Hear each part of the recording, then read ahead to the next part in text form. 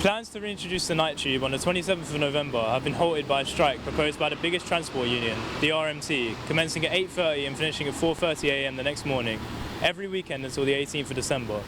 We spoke to the public to discover the impact this would have on their plans.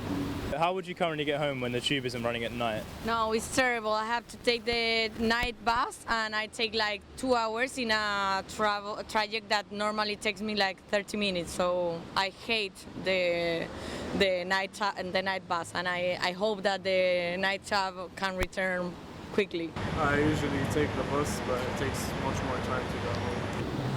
I normally go for like an Uber if I can, but if not, I make sure to just, if I get an Uber, I go with friends. Like, wouldn't ever go on my own. Can you see why train drivers might be striking now that the night tube is back? Maybe their hours are getting longer and stuff like that? No, totally, I can see why. Like, it's understandable, but it's definitely a little inconvenient, but Yeah. I get it.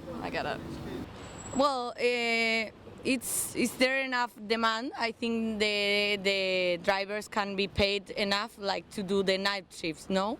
I mean, they can take different shifts, but the night tube would be really helpful for the people that have to work late, for example, or that need to work on university stuff. Despite the mixed reaction of the public over proposed strike action, the RMT have stood their ground, saying, "The RMT calls action over imposition of impossible and unreasonable demands on staff in advance of night tube reopening."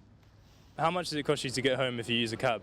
Or... No, impossible. It's like £20, like a 10 minutes ride. It's impossible to take a cab. No.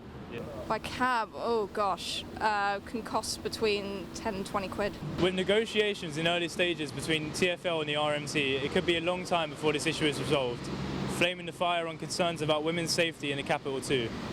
This has been Joe Dory for JLDN.